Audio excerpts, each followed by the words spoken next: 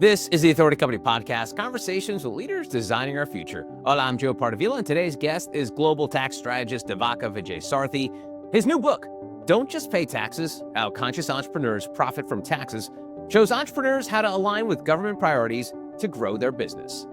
We first spoke 2 years ago, and I'm excited to pick up that conversation today. Devaka, welcome to the show. How are you? Oh, I'm doing great, Joe. Can't be better, I would say, in life. And it's so nice to see you again. And speaking of seeing each other again, last time we spoke almost 2.5 years ago, and I remember from our conversation, Devaka, I don't know if you're going to remember this, but you were searching for clarity the last time we spoke. Absolutely. So now, almost 3 years on, after writing this book, going through what you've been through over the last couple of years, what clarity did you find that you didn't have then? I found my purpose in life. And that made so much of a difference to the way I started looking at the world around. The biggest realization was I was searching outside for answers, whereas the real searchlight focus had to be within. And when that direction of the searchlight changed, I mean, it is, I so wish for everyone and everyone mankind to go through that process, because life is so liberating when you go through that journey. So that's exactly what happened. And today, and it's not that I've become a saint or a monk, but as this inner cleansing happened, inner discovery happened, I mean, its reflection was felt in the outer world. Our businesses have grown world over. From then to now, I've moved 2 countries and scaled across all the 4 countries where we are. I took some time off again, went on a spiritual journey, built my entire ideology on, built my own program courses on this. It was more about doing it for myself.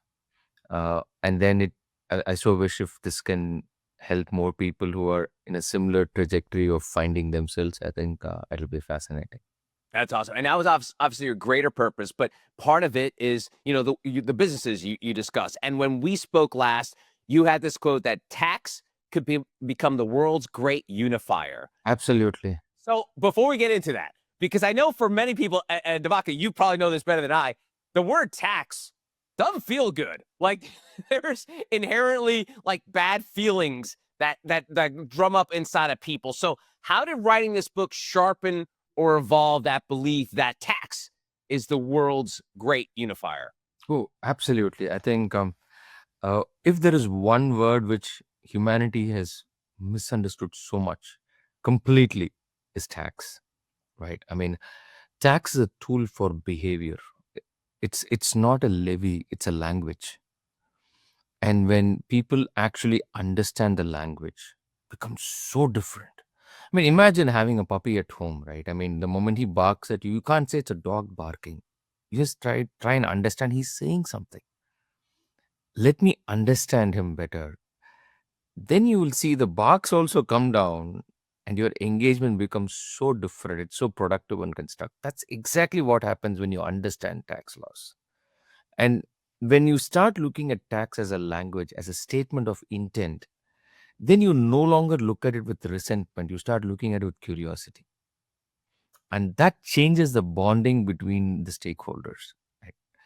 Ultimately, what the nation and an entrepreneur wants is exactly the same. We both want progress. Which is that we don't communicate. One person comes across as trying to fleece the other person comes across as trying to game the system. Whereas ultimately, what we both are trying to do is aim for progress. I mean, just look at the narrative, right? The moment you start to understand it. So this is personally the mission. I mean, from where we spoke, I went to World Economic Forum. Shared the same vision. They took me in their new champion cohort.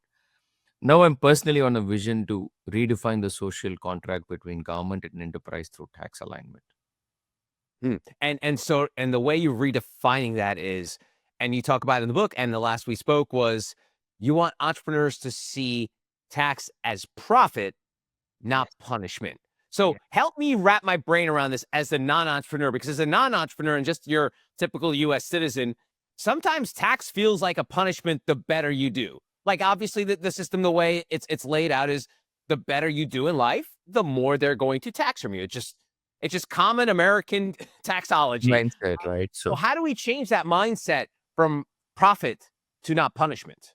oh yes, no, to punish to punishment to profit, right? From Yes. punishment to profit. So, Joey, now you said as a common American citizen. Now let's understand what is the religion of America. Capitalism? Exactly. And what does capitalism mean? The ability to make and earn as much money as you can? I don't know. Exactly. I'm just No, guessing. absolutely. And what is America's single biggest asset? It's people? Think deeper, right? I mean, why does the world look up to America? Oh, the American dream. The American dream, right? And the American dream is expressed in monetary terms based on Success and how much you make. in dollars. Yeah. So your currency, which is the dollar, is the ultimate American possession. Now, if there is one single instrument which has dominated the world since 1944, Bretton Woods, is the American dollar. Which is why if if India has to buy oil from Middle East, we still have to buy in dollars. The more dollar is prevalent, its value increases. Now let's get back to the core of what you asked, right? It's a common conversation which people say, the more I pay, the more I earn, the more I pay taxes. It's because you've not understood the system. As you said, America, the religion is capitalism. Its deity is the dollar. Now, what does it take to keep capitalism intact? Two things. Remember, and if you understand these two words, you can never go wrong. Or I would even say this one word. This one word, if every American citizen understands, they would never be paying taxes in this country. Reinvestment. That is the ritual of capitalism. Dollar is your deity, your religion is capitalism, reinvestment is your ritual. And the moment you reinvest, and you reinvest in the direction which your government wants to do, you will be amazed. There are schemes where you invest $1, you get a $5 tax write off, $4 tax write off. Now, you don't need to pay more when you earn more, you just need to reinvest more when you earn more. If you understand this, you will be amazed at how many doors open up for you. So, if there is one thing all your readers, all your listeners to this podcast can take home, this one word can save you tens, hundreds, thousands, millions, if not billions, based on where you based on your strata. And look at it this way. The other way of looking at it is, you said you use the word American dream. I was born in a slum in India, and I'm now in Greenwich, in Connecticut. What brought me here? I haven't even seen America when in my earlier days, but I've seen American movies, right? Your single biggest source of selling the American dream is movies, Hollywood. Which is why you invest in movies, you get a 1 is to 4, 1 is to 5, 1 is to 6, 1 is to 7 write off. That's the way the religion is propagated. So you get the picture of America, right? You've got your deity as the dollar, religion as capitalism, ritual as reinvestment, propaganda as Hollywood. You fall within this cycle, you will never be taxed. I love it. All right, but I will, Devaka, as you know, I love to play a devil's advocate. And so you use the keyword reinvestment. So for many, say they're incredibly successful. Let's say they live in California and they're very successful tech entrepreneurs. They're getting taxed over 50%. And then they look out their window and they see homeless people living on the street. They see crime. And I'm not throwing like, political talking points out here. It's everyone could see this, that there's stuff going on that we're not happy with. Their argument to you, Devaka, will be like, where's my reinvestment? Where's my over 50% of my income going? And you're calling it a reinvestment, but I'm not seeing it. Maybe it is a reinvestment, but I'm not seeing it. And in the book, you talk about alignment with government priorities. Exactly. So let's get there. So, two things, right? One is about doing what the governments want you to do. That's the citizen's obligation. Second, the government doing what it is committed to do. That's the government's obligation. Now, I'm not here to question whether or pass a judgment on whether the government is doing its job or not. But let's look at it this way. If you were to invest in a movie, let's say you are a successful professional and you have got $1 million of taxable income. Now you are supposed to pay, if you were in California, let's say half a million as taxes to the government.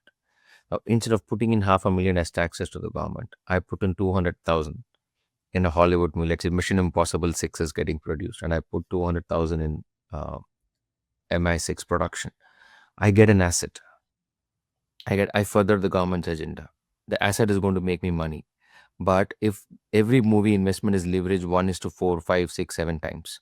So if I put 200K, let's assume it's leveraged 1 is to 4, I end up getting an 800K tax write off, which means for putting in 200K, I get a 400K cash in hand on day zero.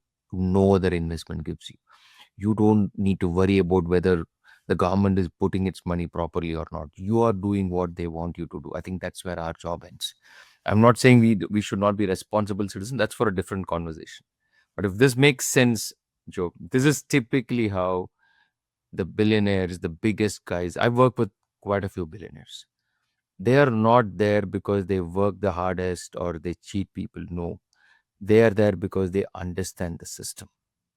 The moment you understand the system, you know what truly matters. Your own president, Mr. Trump, is a classic example. When someone asked him, "Why have you never paid taxes?" he said, "I've understood the system." That's it. Right? I mean, who else in this world could be in more intense scrutiny than the president of the most powerful nation? Right? And he's so clear and there's so much of wisdom in what he said.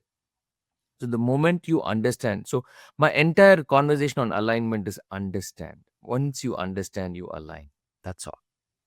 Nice. All right, cool. Well, you surrendered your accountant license because you felt boxed in. What systems do entrepreneurs cling to long after the system stops serving them? Like, are there some things that since you figured out that this accountant license, it's just stopping me from growing? What are some things that entrepreneurs are clinging on to that are preventing that growth? Oh, it's the most important thing is you speak to any entrepreneur. I'm part of YPO, EO, World Economic, you name all those apex entrepreneurial bodies. They say it's a lonely journey. It's a lonely journey as long as you don't understand the system. Now, look at it as an entrepreneur. There can only be two variables in my life: what I want to do, where I want to do. If I keep where I want to do, fix it. Let's say I want to live in California. I love the place. I love the weather. Then fine, do what that market rewards. Be in the tech services space. You've got the entire ecosystem going. But if you are not keen on that, but let's say I'm in the business, I want to be in the business of crypto. In which case, you are fanatic about being of what you want to do. Look at the market which rewards it. You won't be alone. So the mindset of an entrepreneur is about alignment. You either align to what you want to do or you align to where you want to do. The problem comes is when we try and optimize for more than one at the same time. It's never going to happen. Focus is keeping it simple towards just one point of alignment. You can't say, I want this, I want that, I want this. Then you will lead a mediocre life. You will consistently complain. You will consistently, lead things which are suboptimal. Take one. Imagine Serena Williams playing tennis. She plays pickle. She plays paddle. She would have been a league player in all the three. She says, I'll only do tennis, and which is why she's a world champion, right? I mean, you here for us, it's not about beating others. It's about being true to yourself. And when you do that, I mean, you'll be amazed at how opportunities open up and how life becomes so liberating. Obviously, being single focus has been important to you because you spent almost 11 years figuring out the why of taxation. And I'm curious, what kept you from giving up that question? Because for a lot of people, 11 years, man, it's a long time, Devaka, to be locked into one question that's sort of like your North Star. Everyone, entrepreneurs always talk about. Why? What kept you at it? See, I mean, so there is a story. Apart from the fact that yes, there was a phase in life in 2007 when I ended up paying 70% taxes. When I was facing a 70% tax liability. Of course, I didn't get money, so I didn't pay that money. So it was 100% write off. That's a different story. Uh, But that's when I realized if it's a problem for me, it's a problem for everyone. And when I started roaming around asking people, everyone was unhappy about the tax system. You speak to the entrepreneurs, they keep cribbing. You speak to the bureaucrats and the policymakers, they keep saying these guys are there to cheat the system. So imagine tax is a social contract, Joey, and both parties to the contract are perennially unhappy. There is something fundamentally wrong. I mean, imagine you have a contract with your partner, business partner, and you both are unhappy, but you still are forced to be together. So every contract will have challenges. They'll have friction only when both people don't understand each other. Here is the only case where whether you make money, you have a problem. When you don't make money, you keep complaining about the system. Whether you pay the right amount of every situation, there is complaint on either side. So that was my curiosity as to how and why they even exist. And when you go to the deeper connotation, right, the deeper purpose of tax, of course, it's like religion, right? I mean, every religion was originally brought about for bringing in social harmony, and eventually it became a game of power, and then it became a cause for wars. And that's a different. We can keep talking on tax is no different. It was started with a very different purpose to align behavior, to protect civilizations, to enable progress. All those things are out of window, but it's coming back. I'm so glad it's coming back because in a world of unlimited mobility. Today, you don't need to be in the US to do a business in US to serve a client in US because the world has become infinitely mobile as far as talent, capital, and market. So I can go live in Timbuktu and serve my client in Texas. It's not going to make a difference, right? So the world we are headed towards is tax as a tool to enable progress. And nations who don't see that would be losing its best preservable assets. The top citizen. UK is a classic example. They're losing the most accomplished and the wealthy by the day. It's because of their own tax policies. And they won't see the effect now. In 2 to 3 years' time, Mark, we'll meet again in 3 years' time. You will see what the impact of these policies have happened on their GDP. It's going to be catastrophic.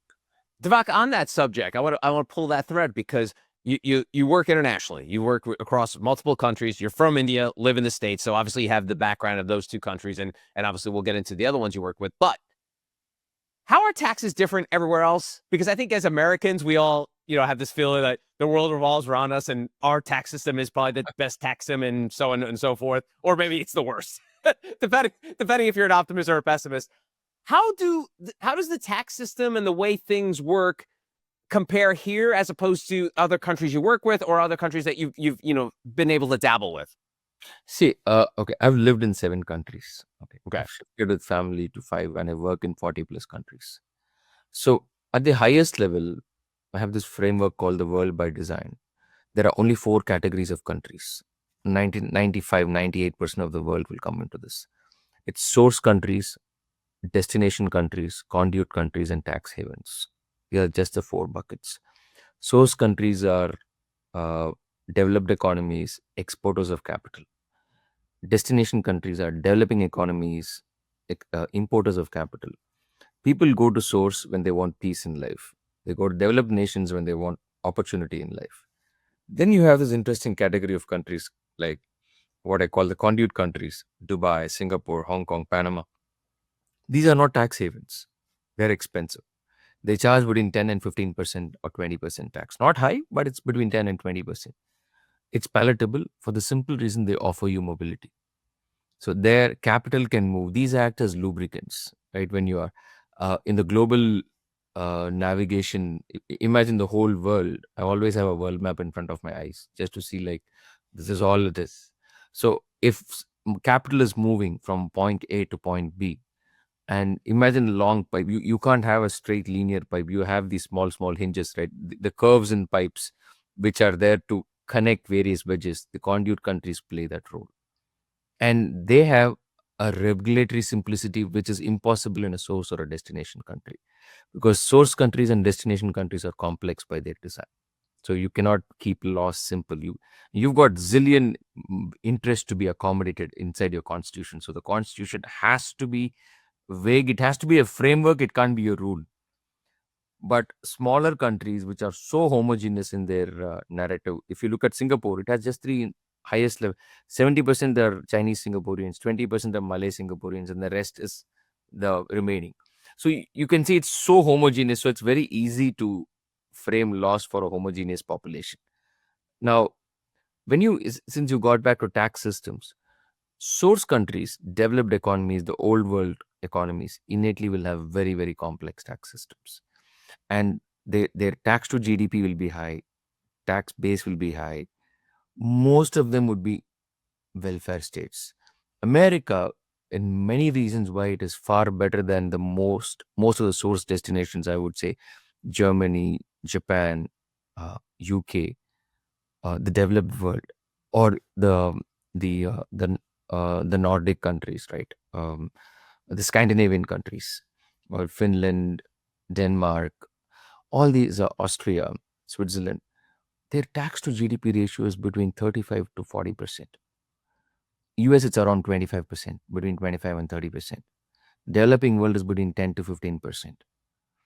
The higher the tax to GDP ratio, higher the concentration of decisions with the government. Yeah. Which is why the government takes so many decisions for you in Sweden vis-a-vis in the US. And compared to India, it's far lesser. Hmm. Now, as countries so-called get developed, what does development mean? More control by the government, more bureaucracy, More taxes. more taxes. They start to take decisions, and that's where the real challenge happens. So today, what we are seeing, Joe, from there to now, I'm so optimistic about the future of digital nations. City states which are becoming policy magnets. Estonia, for example, has over 55% of crypto startups in the world. That's a tiny country. It's I wouldn't it's probably that there's one third or one fourth the size of my state in the US. But it has 55% of the global startups on cryptos.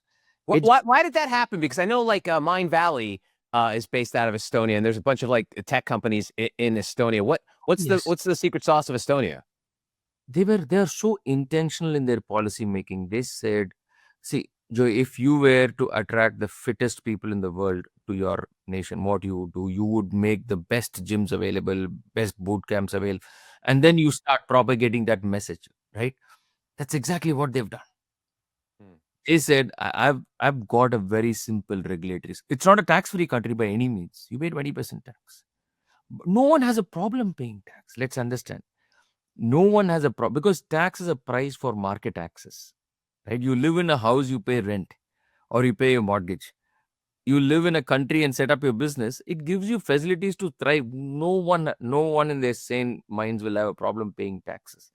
The problem comes when you start to believe that, yes, the more I succeed, the more I'm forced to pay. That's the challenge. That comes from lack of understanding the system. But to come back to your question of Estonia, why they are succeeding, it's very, very deep intentional policy making. Because they have very clearly engineered the kind of society they want to build. And they understand the core driver for any society to be directional or dimensional in a particular way is to have their tax policies and enabling regulatory policies in place. Singapore, Dubai, all these countries are succeeding only because of their regulatory policies. Hmm. Interesting. That's great. No, it's awesome. It is funny though. You mentioned the fact that Nordic countries have that higher tax rate. Yet, if you look at statistics for happy people, they always are from Nordic countries. Do you string that together? Like, what? They're paying higher taxes, yet they're happier. Where you would think if you said to Americans, they'd be like, "I'm not happy paying more taxes." Completely get it. So sometime back, I was with this gentleman, Samdu Chetri, and he was, I think I spoke about my interaction with the Prime Minister of Bhutan many years back in your last podcast. I also had the chance to meet this gentleman who was the founder of Gross National Happiness Index in Bhutan. So I had the same conversation with him because Bhutan is so specific on the kind of people, number of tourists they would want to entertain in a year. He said, like, how can you even measure happiness? That was a question. It's a sense of feeling. Is someone else, and what is the highest sense of emotion for a human being? It's a bedrock of American Constitution, right? Individual liberty, freedom of choice. I don't have that. I pay 50% tax. I'm compelled to go to a government facility. Of course, they are great, but why should I be compelled to go? Right now, that's a question. And that's why you send an American kid. My own kids won't go and pay 50% tax and be held hostage to a system which someone else believes is right for them. Right? It could be world class in terms of the amenities and stuff, but it hits me at the core of my being, freedom.